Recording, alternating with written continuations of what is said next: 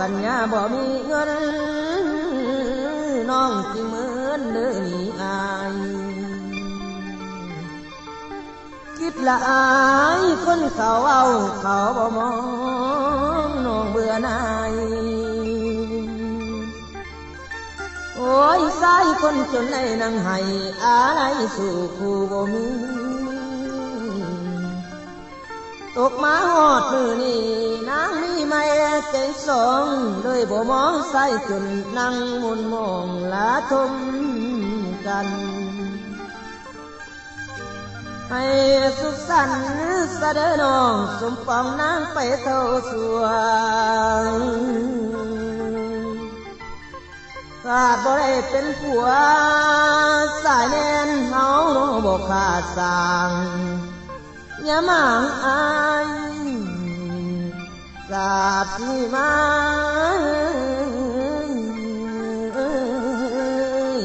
น้อแฟนเลย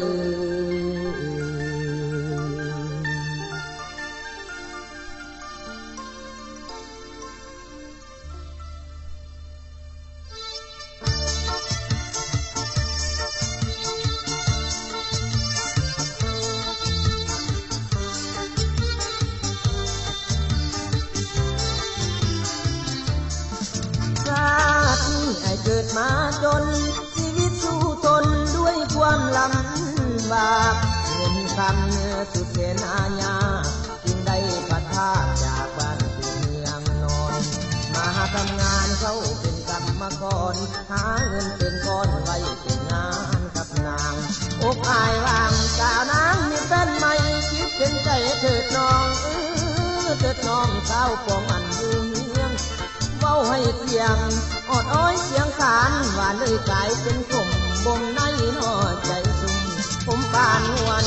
ใส่กินจนเมาเบื่อเหลือแห้งสายแค่เลยแต่พิมเปลี่ยนหัน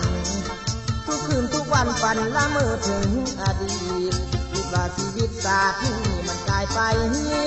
อนาคตของเฮายังสดใสวันนี้กลายไปวันใหม่หวนเวียนมาไปศาลาอายขอลาเอิ้นสั่งจงสมหวังอยู่ต่างอย่าหมายมั่งห่างกัน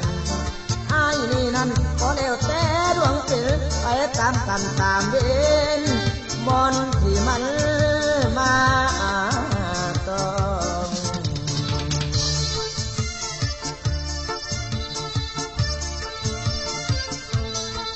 อนุรักษ์และเผยเพียงทุกคืนทุกวันฝันละเมอถึงอดีตคิดว่าชีวิตศาสตร์นี้มันกลายไปอนาคตของเฮายังสดใสวันนี้กลายไปวันใหม่หวนเวียนมาไปศาลาอายขอลาเอิ้นสั่งจงสมหวังอยู่ต่างอย่าหมายมั่งห่างกันอายนี่นั่นก็แล้วแต่ดวงเป็นไปตามกันตามเดินบอนที่มันมาต้อง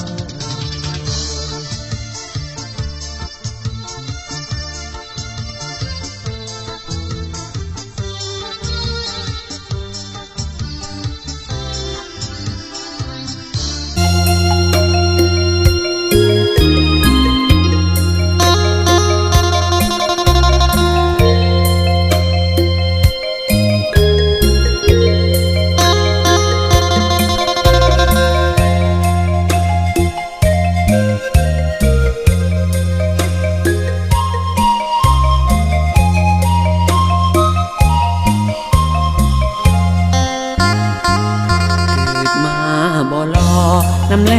คือต่อกลางไงอยากจนสำยังขี้ลายพ่อแม่อายเป็นคนสาวนาเฮียนจบป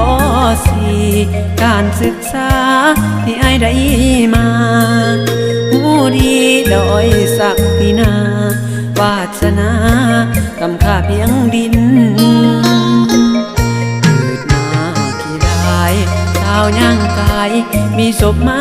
ใส่เจ็บปวดอายเด้แสนอายสิทธิ์บางอายได้มองก็บุญเห็นน้องเดินผ่ ผ่านอกสถานยังหมดลงดินเปรียบดังม้าเห่าเครื่องบินไฟฟันทะบินตุลุนตุลายอยากอายเด้อายวาสนาคือมาขอรออินแทนเพิ่นก่อเพิ่นปั้นรุ่นมือลือใดบ่าวบ้านเดียวกันต่างมีหลานลูกเมียสมใจเขาหลอกและมีเงินหลายไปหลุดอย่างอายโพดนายเอานี่เกิดมาบ่รอน้ำแลคือต่อข้างให้บ่หลอกและบ่ถือใจ